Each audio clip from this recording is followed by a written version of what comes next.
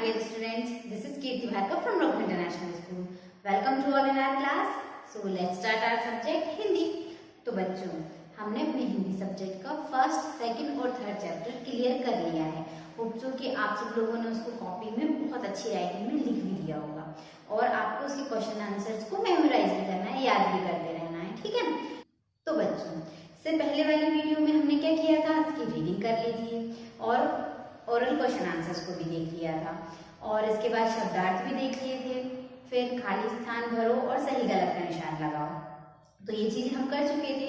तो चलिए एक बार इनका थोड़ा सा रिवीजन करते हैं और फिर इसके बाद हम अपने चैप्टर को आगे बढ़ेंगे.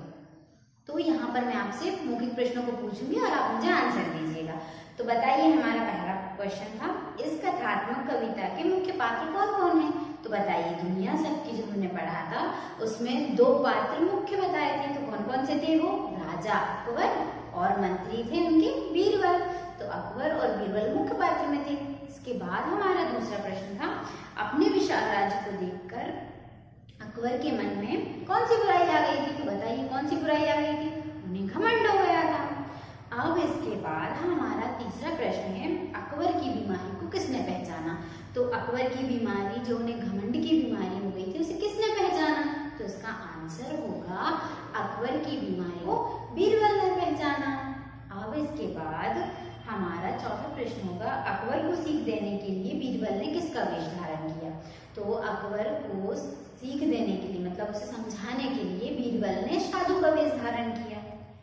के बाद हमारा आखिरी मौखिक प्रश्न होगा, अंत में अकबर को कौन सी बात समझ में आई.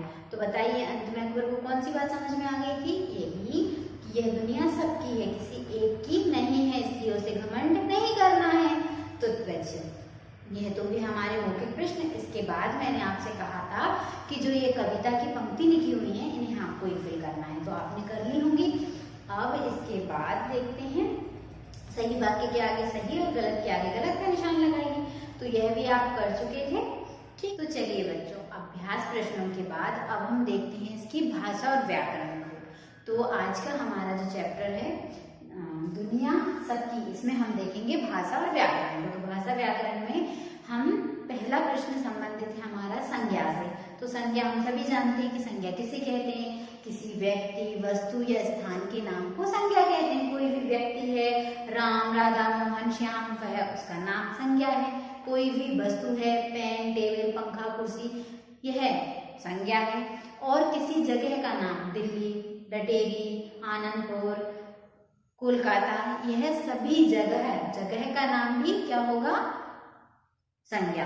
तो किसी व्यक्ति, वस्तु या स्थान के नाम को हम संज्ञा कहते हैं. अब यहाँ पर संज्ञा के प्रकारों को बताया है. तो संज्ञा 3 प्रकार की होती हैं, व्यक्तिवाचक संज्ञा, जातिवाचक संज्ञा और भाववाचक संज्ञा. तो व्यक्तिवाचक संज्ञा में क्या होगा, आपको पता है कि जिसमें व्यक्ति के बारे में बात की हो, और जातिवाचक संज्ञा जिसमें जाति के बारे में बात की हो, और भाववाचक संज्ञा जिसमें भाव के बारे में बात की हो.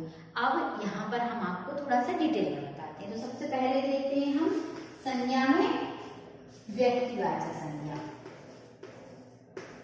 व्यक्तिवाचक संज्ञा. तो हम पहला देखते हैं व्यक्तिवाचक संज्ञा. तो व्यक्तिवाचक संज्ञा में किसी व्यक्ति विशेष के बारे में बात की होती है. जैसे साइना नेहवाल, जैसे भारत एक विशेष नाम है, तो इसलिए वह व्यक्तिवाचक में आएगा. हम किसी एक पर्टिकुलर चीज की बात करते हैं तो वह व्यक्तिवाचक में आता है. ठीक है. तो आपकी पुस्तक में दिए हुए हैं कुछ विशेष नाम, जैसे कि है साइना नेहवाल, फिर है भारत, हिमालय आदि. तो यह हो जाएंगे किसमें? व्यक्तिवाचक संज्ञा में. अब इसके बाद हम दूसरा देखते हैं जातिवाचक संज्ञा. दूसरा क्या होगा? जातिवाचक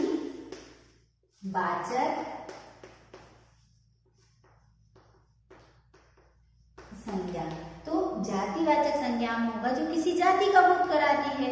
तो जाति में हो जाएगा जैसे खिलाड़ी. अब खिलाड़ी कौन है ये तो पता नहीं, यहाँ तो सभी खिलाड़ियों की बात हो रही है. फिर है पर्वत. पर्वत कौन सा पर्वत है? वह हिमालय पर्वत भी हो सकता है, वह विंध्याचल पर्वत भी हो सकता है, माउंट एवरेस्ट भी हो सकता है. तो कौन सा पर्वत है इसकी बात नहीं की हुई है. तो इसलिए पर्वत, नदियां, खेल और खिलाड़ी, यह जो नाम होंगे वह पूरी जाति का बोध कराते हैं। अब जैसे मैंने कहा लड़के, तो लड़के किसी एक लड़के के बारे में बात तो की नहीं, यहाँ पर पूरी जाति की बात हो रही है, तो इसलिए यह क्या होंगे, जातिवाचक संज्ञा। तो अब इसके बाद हम देखते हैं तीसरा क्या है, भाववाचक संज्ञा। भाववाचक संज्ञा। तो आपको नाम से ही समझ में आ रहा है कि इसमें भाव के बारे में बात की है।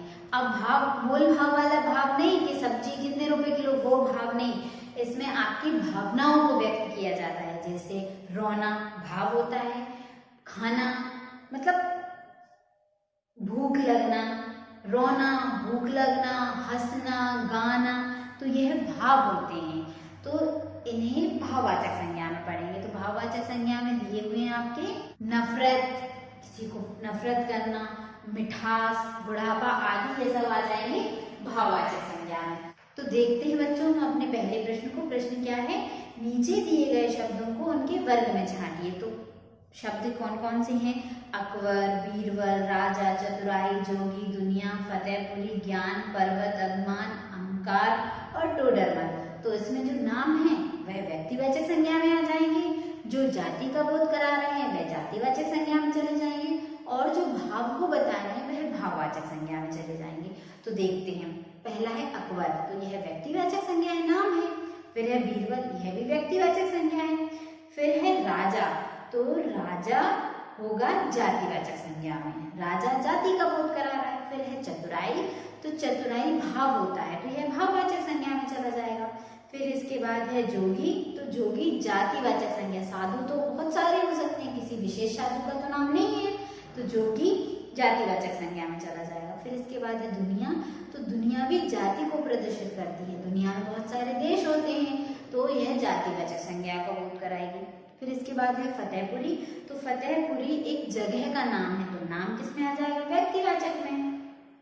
फिर है ज्ञान, तो ज्ञान होता है भाववाचक संज्ञा। फिर है पर्वत, तो पर्वत होगा जातिवाचक संज्ञा, क्योंकि यहाँ पर्वत का नाम नहीं है ना, कौन सा पर्वत है, कोई भी पर्वत हो सकता है। फिर इसके बाद है अभिमान, अभिमान आता है भाववाचक संज्ञा में। फिर है अहंकार, अहंकार भी आता है भाववाचक संज्ञा में। और है टोडरमल, तो टोडरमल अकबर के 9 रत्नों में से एक थे जिनका नाम था टोडरमल, तो टोडरमल भी किसमें आ जाएगा, व्यक्तिवाचक संज्ञा में। तो बच्चों यह तो हुए आपके संज्ञा में व्यक्तिवाचक संज्ञा, भाववाचक संज्ञा और जातिवाचक संज्ञा। तो आपको तीनों संज्ञाएं बहुत अच्छे से समझ में आ गई होंगी। अब हम देखते हैं अपने दूसरे प्रश्न को, जो कि है नीचे अनुस्वार और अनुनासिक एवं नुक्ते पर आधारित शब्द दिए गए हैं, इनमें उदाहरण देकर सही स्थान पर इनका प्रयोग कीजिए। तो यह बहुत सारे शब्द दिए हुए हैं, इनमें आपको लगाना है कि कहाँ पर अनुस्वार लगेगा, कहाँ पर अनुनासिक मतलब चंद्रबिंदी लगेगी और कहाँ पर नुक्ते का प्रयोग होगा। अब हम इसके बाद अपने दूसरे प्रश्न को देखते हैं। नीचे अनुस्वार, अनुनासिक एवं नुक्ते पर आधारित शब्द दिए गए हैं, इनमें उदाहरण देखकर सही स्थान पर प्रयोग कीजिए। तो उदाहरण देखे हैं जैसे जंगल, मुंह, फकीर, इनमें आपको अनुस्वार, अनुनासिक और नुक्ते दिए हुए हैं। तो नीचे जो शब्द हैं इन्हें देखते हैं हम। सबसे पहले है चांद, तो चांद को हम लिखेंगे ऐसे। फिर है चंद्रमा, जहांपना, अहंकार, आंगन, इजाजत, गुंबद, फौरन, जहाज, कमजोर, कंकड़, पूछूंगा, यहाँ, हूँ, संत, अंगूठी, फकीर, दीवारें, मीनारें, फालतू और जंग। यह शब्द लिखे हुए हैं जिनमें आपको अनुस्वार, अनुनासिक और नुक्ते का प्रयोग करना है। तो देखिए बोर्ड पर, और ऐसे आपको अपनी कॉपी में इनमें अनुस्वार, अनुनासिक और नुक्ते का प्रयोग कर लेना है। आपको इसको बुक में ही फिल करना है, कॉपी में इन्हें लिखने की कोई आवश्यकता नहीं है। फिर इसके बाद हमारा तीसरा प्रश्न है, इन शब्दों से पाठ से अलग वाक्य बनाइए। इन शब्दों से पाठ से अलग वाक्य बनाना है। तो पहला शब्द क्या है, दुनिया, तो इससे हम वाक्य बनाएंगे, दुनिया बहुत ही सुंदर है। अगर बच्चों आपको इससे अच्छे और इससे हटके भी कोई वाक्य बनाना है तो वह आप अपनी बुक में लिख सकते हैं, ठीक, लेकिन वाक्य अच्छे होना चाहिए, सभ्य होना चाहिए। ऐसा नहीं कि आप हर कुछ लिख दो, तो चलिए अब हम इसके बाद हमारा दूसरा शब्द है आंगन। आंगन से हम दूसरा वाक्य बनाएंगे। हमारे घर के आंगन में तुलसी का पौधा है। हमारे घर के आंगन में तुलसी का पौधा है। आपके घर के आंगन में और कुछ का भी पौधा होगा तो आप उसके बारे में भी लिख सकते हो। फिर इसके बाद हमारा अगला शब्द है बीमारी। तो बीमारी का, घमंड की बीमारी बहुत बुरी होती है। तो बीमारी से हमने वाक्य बनाया, घमंड की बीमारी बहुत बुरी होती है। फिर इसके बाद हमारा अगला शब्द है गुणगान। तो गुणगान का होगा, हमें अपने प्रभु का गुणगान करना चाहिए। हमें किसका गुणगान करना चाहिए? प्रभु का। इसमें हम यह भी लिख सकते हैं कि हमें अपने गुणों का गुणगान नहीं करना चाहिए। हमें अपने गुणों का गुणगान अगर करते हैं तो उसका अर्थ होता है कि हमें अहंकार हो गया है।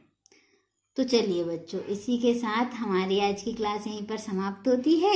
यदि आपको कोई भी प्रॉब्लम है तो आप मुझे कॉल कर सकते हो, व्हाट्सएप कर सकते हो। और बच्चों, आपको अपनी कॉपी कंप्लीट करना है, क्योंकि हाफ ईयरली एग्जाम्स में आपकी कॉपी चेक की जाएगी और उसके आपको मार्क्स मिलेंगे। और जिन बच्चों की कॉपी कंप्लीट नहीं है उन्हें वह मार्क्स नहीं मिलेंगे। तो चलिए बच्चों, चलते हैं। Thank you.